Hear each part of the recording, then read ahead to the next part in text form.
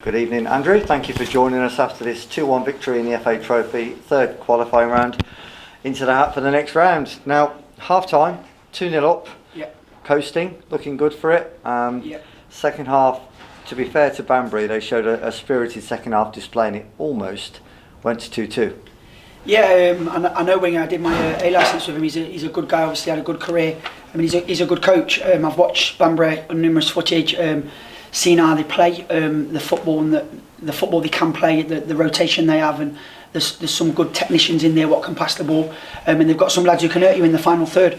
I mean, if you just look at their bench, they brought on Curtis Morrison, who's a very, very good player. I mean, Janai Gordon's come back and scored, and in some way I'm happy for Janai just because, you know, he's come and it hasn't quite worked out, but he's a good lad. But yeah, I mean, Banbury are a good side. You've got to remember they're in the first round of the FA Cup as well, which they've got that tie next week. So they're no mugs by any means, and they're a good team. And I thought our lads in the first half was tremendous. We picked them out tactically, I think, in the week. And then they've had to make some tweaks positionally. I've seen that, and then when they've made them tweaks, obviously they've had their spell in the game, and we expected them to have a spell in the game. But I thought our lads' work rate and desire and the willingness to press the ball was brilliant today. Unfortunately, it seems like we picked up a couple of injuries today, just as we were getting back to having a settled squad. So it seemed to disrupt the flow of the performance a little bit. Not really using it as an excuse, but I know it did affect us. What's the latest on Jordan Cullinane-Liburt's injury and Shaquille McDonald's injuries, please? So Jordan Cullinane-Liburt is an impact injury into the side of his hip. So the lads come down on him and landed him, so it shouldn't be too bad. Shaq's been sort of nursing, managing, a little niggle, and it was more of a, when we took him off, he just felt it a little bit, so more of a precaution. But I think that's our 10th or 11th game in a very, very short period of time. And it's not just us, it's going to catch up with all teams. It's going to be like that for probably the majority of the season, where we get lads in and out injured just because the demand on the body physically, it's very, very tough, especially the way we play. We're a high tempo team with the ball and without the ball especially, so that's why it's demanding. So you're going to see that some of them niggles, it's just how we repair ourselves and recover. But they're minor ones. It's nothing serious to worry about. And Chris Cox, obviously, I don't know if you signal, but his missus going to live. He's having a baby, and wish him well and wish his missus well. And I'm sure that'll be the most exciting time of his life. So the lads are buzzing for him as well that we got the win. One of my questions actually was to ask about Chris Cox making a very hasty. He left very hastily at half time, didn't he? Just in the second half there. So he'll have to just to let Chris Cox know if he listens to this interview. Obviously everyone's healthy and that, but make sure you bring the kit back as well, because we want it washed. And we were just hoping it was nothing untoward. Nothing untoward. He gave us the heads up. Brilliant. Okay. You rested Ryan Bezic today. And the midfield looked a bit different with Tom Tonks and Aaron Ford in there. How do you feel that those two played together? Really, really well.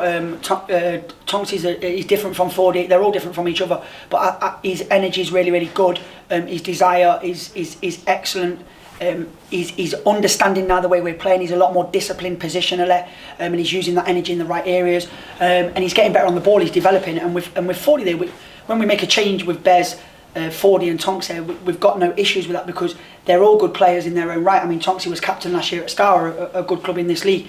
So we know what Tonksy brings to the table, and obviously he set up a goal today with the weapon that he's got, and he's getting better and better and better.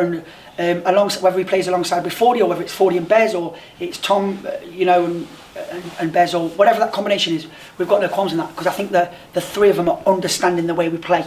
I mean, obviously Fordy and Bez have been here a lot longer, and they're very, very good players, and they, like I said, they bring different things. They're good technicians, but then we've got a different one who will go box to box in Tom. So we're delighted to have them three in there, and there was no issues there. I was really happy how combative they was and how much energy they showed to press the ball. Another 2 goals for Shaquille McDonald today. Second one was sublime, the way he set himself up for it. But I think a lot of fans have noticed the work rate of Jack Ryan as well, which is kind of pinning the forward line together with the midfield. I've just said to Jack in there at half time that I'm noticing what you're doing, you're being sort of a focal point up there. I don't want to use battering him because I think that's disrespectful, but he's so physical and he holds the ball, he's bringing players in, and he's occupying 2 defenders, and he's giving the space for the likes of Aaron O'Connor and Chuck McDonald. So his work rate off the ball is tremendous. I think he's run himself into the ground. The lad travels nearly two and a half hours to get here as well. That just shows his appetite and hunger, and he stays behind on the training ground when he's got to travel back to Harrogate. So like, it's a long travel for him, and he's got that hunger and appetite, and he reminds me a bit of a Dan Creaney in a similar type in terms of centre forward and what he brings to the table. So we're delighted for him. I mean, he scored last week, but his application and what he does for the team all round is really good, and I'm sure he'll do well here and continue to do well here because he's got the right mindset, and the group have really taken to him because of that. So yeah, and going on to Shaq, Shaq, we thought we needed a goal getter last year. We thought we created a lot of chances. And we've got a few goal getters in the team this year, and Shaq's just putting the ball in the net because he just loves to score goals, and he's got an instinct to score goals. And we've got, like I said, we've got a few in that changing room now, which is good. Back to league action on Tuesday with the visit of Stratford Town. They've started really well in the league as well, so a really tough game, Andrew, in prospect. Yeah, Stratford obviously have got a lot of the players back that they had when they finished 5th in the playoffs. So Grocot's gone back there, Jordan Williams has gone back there, Jimmy Fry's gone back there, and obviously Jimmy knows as well. Stratford are a good side. They're a good side this year, and they've got like a good atmosphere down there. But we're looking forward to the game, and we're just taking one game at a time because of the amount of games we've got. That's all we can focus on the next game. But it'll be a good game, entertaining, and we'll prepare properly for it and thoroughly for it over the next 2 days. It's worth mentioning at the point of recording this interview as well, the nation hasn't been addressed by Boris Johnson, so we actually don't know how football will be affected going forward to Tuesday and possibly next Saturday onwards. So we can only say it as it is right now. Of course, totally understand. Thank you very much for your time this evening, Andrew. We'll let you go and catch up with you again hopefully Tuesday. Thanks for your time, chaps.